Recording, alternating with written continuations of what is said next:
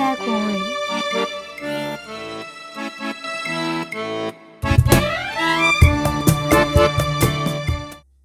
어느 추운 겨울날 고을의 엄동설 안에 얼어 죽은 거지들이 생겨났다. 양민들은 고구마와 감자로 근근히 끼니를 이어가고 있었다. 그때 한 비렁뱅이가 손과 발에 동상이 걸린 채 점괘 도사를 찾아왔다. 도사님, 저는 거리를 떠도는 노숙자입니다. 그런데 겨울이면 너무 추워 이젠 작은 집 하나라도 얻어 살고 싶습니다. 그래서 제가 집을 얻을 방법과 제 앞날이 어찌 될 것인지 봐주시면 아니 될지요. 불쌍히 여겨 한번 제 인생의 앞날 좀 살펴주십시오. 점괘 도사는 누더기 옷을 걸쳐 입고 찾아온 비렁뱅이를 쳐다보며 말했다. 무일푼으로 내 점을 보러 왔다는 것인가? 자네 앞날은 뻔하네. 이럴 시간에 밖에 나가 열심히 일을 하게. 그럼 작은 집도 생기고 먹을 것도 생길 것이네. 지금 자네는 거지네. 그 상태에서 무엇을 할 의지나 능력이 보이지는 않는구만. 그러자 비렁뱅이는 눈물을 흘리며 고개를 숙였다. 점괘 도사는 측은한 마음이 들어 이렇게 말했다. 삶에 대한 의지가 약해 보이니 앞으로도 쭉 지금처럼 거지로 노숙자로 살아갈 것이네. 더 나아질 수는 없다네. 그렇다고 괴로워할 것은 없다네. 자네 몸에 아무것도 없다는 것은 그 어떤 고통도 환희도 없다는 뜻이네. 아울러 시기와 질투, 경쟁과 싸움이 없을 것일세. 따라서 자네 앞날에 그 어떤 악연과 악기도 달라붙지 않을 것이네. 그 또한 행복한 길이라네. 그 말을 듣고 있던 비렁뱅이는 당장 굶주림과 추위에 고통받고 있기에 점괘 도사의 말이 헛소리로 들렸다. 도사님, 그게 무슨 헛소리입니까? 당장 배가 고프고 추워 살 수가 없는데 행복한 길이라니. 그러자 점괘 도사는 인상을 쓰며 말했다. 그러니 당장 머슴살이라도 해보게나. 아니면 거지 품바라도 해서 먹을 것과 덮고 잘 이부자리를 구해보게나. 자네는 그 어떠한 노력도 하지 않고 있으면서 어찌 편안한 하루를 바라고 있는 겐가? 비렁뱅이는 사실 아무것도 하고 싶지 않았다. 비렁뱅이의 눈치를 보고 있던 점괘 도사, 심주어 말했다. 지저분한 옷차림에 냄새나는 자네를 받아줄 곳은 없네. 당분간 내 집에 머물며 내 일을 도와주며 일할 곳을 찾는 것이 어떠한가? 글쎄요, 제가 무엇을 해야 하나요? 도와줄 일이 있나요? 우선 매일 산속 계곡물을 길어와야 하네. 우리가 밥을 해먹고 마셔야 하는 물이라네. 그리고 빨래를 해야 하고 집안 청소도 해야 하네. 그런 일을 할 바에야 그냥 이대로 살겠습니다. 그럼 그렇게 하게나. 비렁뱅이는 막상 추운 밖으로 다시 나가자니 엄두가 나지 않았다. 화롯불이 피어있는 점괘 도사의 방안이 따뜻하고 좋았다. 그리고 아까부터 화로에서 구워지고 있는 고구마와 감자 냄새의 군침이 입안에 고였다. 뜨뜻한 구들장에서 궁둥이도 떨어지지 않았다. 비렁뱅이는 잠시 머뭇거리더니 비굴한 웃음을 지으며 말했다. 도사님, 알겠습니다. 그러면 내일부터 계곡에서 물을 길어 오겠습니다. 좋네. 그럼 내일부터 내가 시키는 대로 할 것인가? 네, 도사님. 자네 이름이 뭔가? 청석이라고 합니다. 비렁뱅이는 점괘 도사가 건네는 군고구마를 받아들며 환하게 웃었다. 그날 이후 비렁뱅이 청석은 점괘도사의 집에 기거하며 물도 길어오고 밥도 하고 빨래도 했다. 처음엔 겨울 내내 그 일이 힘들고 고통스러웠다.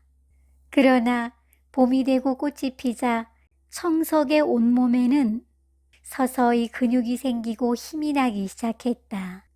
청석은 몸이 튼튼해지자 정신도 강인해지고 무엇이든 할 수 있다는 자신감이 생겼다. 그러한 모습을 지켜보던 점괘도사는 집 뒤에 풀이 무성한 비탈진 땅에 작은 텃밭을 일구라고 말했다. 이복의 거렁뱅이. 아이 참, 아이고 미안하네. 자네 이름을 놔두고 이 노인네가 실언을 했구만. 이복의 청석이. 텃밭을 일구면 고구마와 감자를 심을 계획이네. 그러니 다른 사람들 밭을 찾아가 어떻게 농사를 짓는지 잘 살펴보고 배우고 오게나. 네, 도사님, 그렇게 하겠습니다. 청석은 고을 이곳저곳을 돌아다니며 농사 짓는 모습을 보고 배웠다. 그리고 가을 거지 때 어느 집이 풍년을 맞이했는지 또 어느 집이 흉년이었는지 눈여겨보았다. 비록 작은 텃밭이었지만 청석은 자신이 농사지은 밭에서 고구마며 감자를 수확했다. 그 수확의 기쁨이 너무나 컸다. 그리고 겨울이면 따뜻한 방 안에서 수확한 고구마며 감자를 먹었다. 노숙 생활을 하며 추위와 배고픔에 시달렸던 지난 시절을 생각하면 큰 행복이었다. 지금 자네에게 큰 걱정거리가 있는가? 없사옵니다. 그런데 저기 잘 사는 이대감 집에서는 하루가 멀다 하고 싸우는 소리가 들려오네. 관아에서는 신문 받는 사람들의 신음소리가 끊이지 않네. 관아에 끌려간 사람들 대부분이 더 많이 갖기 위해 경쟁하고 싸운 사람들일세. 사람들은 못된 짓을 하고 빼앗고 다툰다네. 남을 속이고 짓밟고 죽이는 일이 벌어지는 이유는 모두 욕심 때문일세. 그 욕심을 버리면 근심, 걱정거리가 사라진다네. 그래서 행복해지는 것이라네. 청석은 점괘도사의 가르침을 받으며 노숙자들을 직접 찾아가 감자 하나씩을 나눠주었다. 그리고 산에 올라 약초를 캐면서 틈틈이 갈대와 지푸라기를 모았다. 그 갈대와 지푸라기로 멍석을 만들었으며 약초를 다렸다.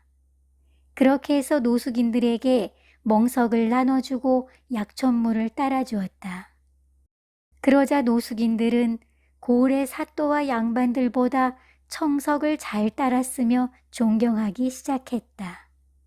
청석은 점괘도사에게 물었다. 도사님, 저 많은 노숙인들을 어떻게 하면 잘 살 수 있게 할 수 있을까요? 그 방법 좀 알려주세요. 자네가 이미 그 방법을 알려주고 있지 않은가? 그게 무슨 말씀인지요?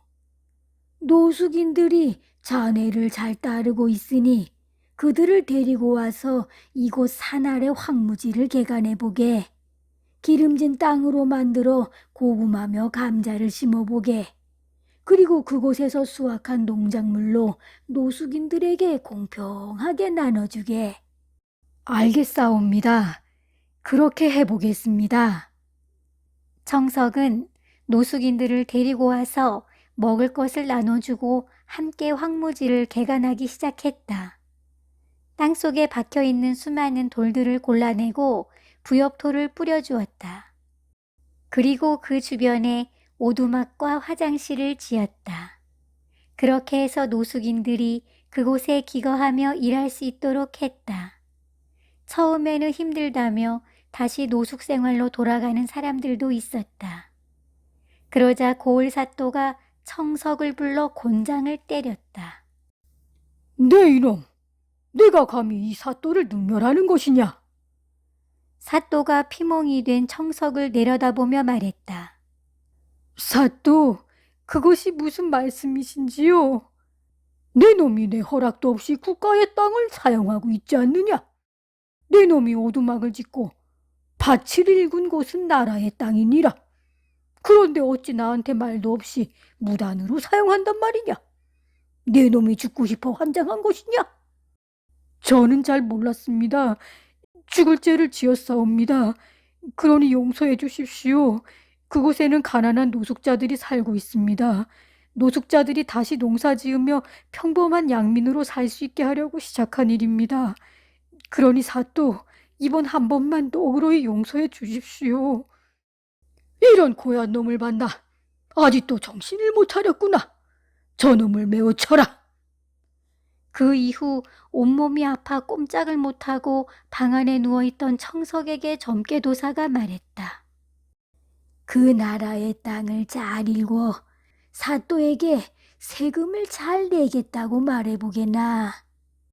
점괘도사의 말대로 하자 사또는 1년에 고구마와 감자 10가마니를 낸다는 약조를 하면 승낙하겠다고 했다. 그렇게 해서 노숙인들은 열심히 일했다. 오두막도 허물고 튼튼한 황토집을 지었다. 그러자 다른 노숙자들도 찾아와 함께 일하며 살았다. 고을 사또는 점괘도사를 찾아와 살기 좋은 고을이 됐다며 감사의 인사를 올렸다. 그 이후 가난한 노숙자 고을은 부자 고을이 됐다.